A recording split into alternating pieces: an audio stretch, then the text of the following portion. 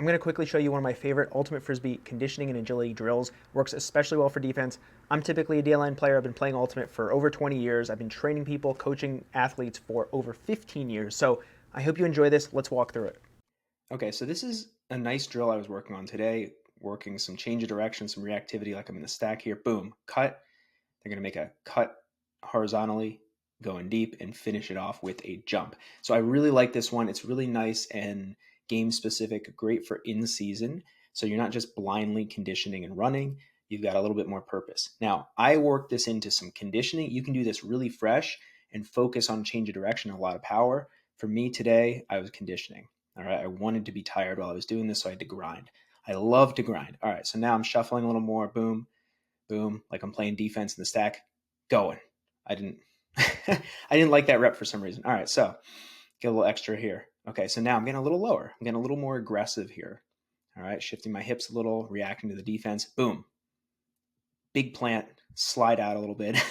Then I'm cutting, going deep, and boom. So compared to the first rep, if you look at this, similar cut. I tried to go real sharp on the turf and slid out. That's cool. Notice how I get really low. We want to make sure we're getting low in that change of direction. Now here, on the first rep, I planted with my left foot and opened up, okay, towards the camera, towards the disc. This one, I intentionally did a little different. So I like to throw around some different types of cutting with this. So here I'm planting with my right, turning my back and just running. And then I'm going to turn around, find the imaginary disc, and jump. All right, so with this drill, you can change up how you're cutting, where you're looking, so that you get used to a bunch of different scenarios. All right, now let's look at the last rep here. So I was pretty tired. It was hot out. This was about an hour into the workout. Okay, so I'm here. I want to get real aggressive. When I play defense, I like to pester. Okay, I'm getting low. All right, I'm reacting to my imaginary opponent. Getting low. Boom. Now, I don't want to slide out here. Yeah, there we go. A little bit sharper. Open up. Jump off 2 feet there. So I'm also changing up the jump. All right, so let's go back. Ooh, a little too far. All right, so what I like about this, reactive, look, wide base. Okay, suddenly I'm hopping into a wide base, arms big, right? And I'm drive. I'm trying to get to full speed, and then I'm trying to react to my imaginary opponent. I'm not quite as low as the previous reps because I don't want to slide out, but I'm driving, arms again, big arms, and then I'm going to open up. Now watch this left foot. I'm going here and I'm kicking way out, getting that power.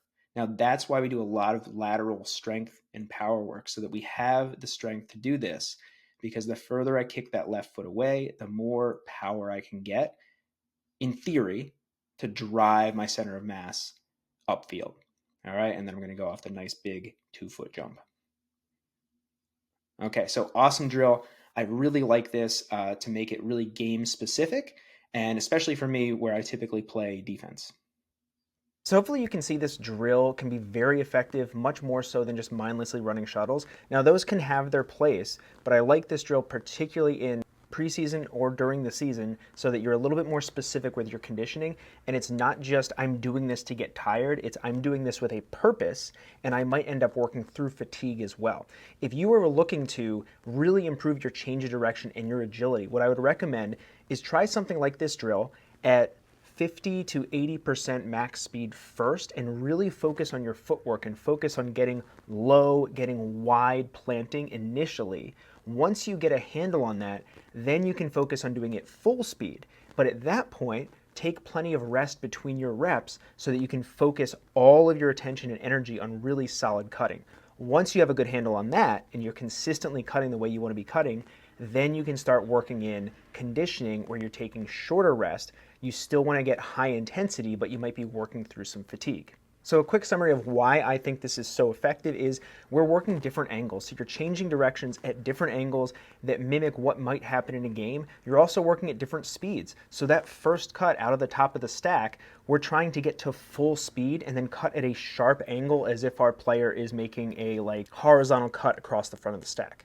Then on that next cut, we're not going to be necessarily full speed, and we can adjust what that cut looks like depending on what we want to work on. So what I recommend is you experiment with some of this and work on doing that cut where you're getting to the front of the stack and then you're turning your back and running upfield, or maybe you're opening up and going upfield. And you can also practice different types of jumps and find what works best for you, but also get experience and exposure doing all different types of jumping and cutting from different positions. And of course, if you're on the field and you have players and teammates with you, you can run this type of drill with them. But this also works really well, especially if you're good at using your imagination, if you're alone on the field like I was. So while there is no perfect drill, you can get so much more out of any drill you do by bringing some serious intent to it and focusing on what you want to improve. Whether it's your body positioning, your reactivity, your sharp change of direction, your jumping, your acceleration. This drill combines a lot of those things, but ultimately you get to decide what you want to focus on.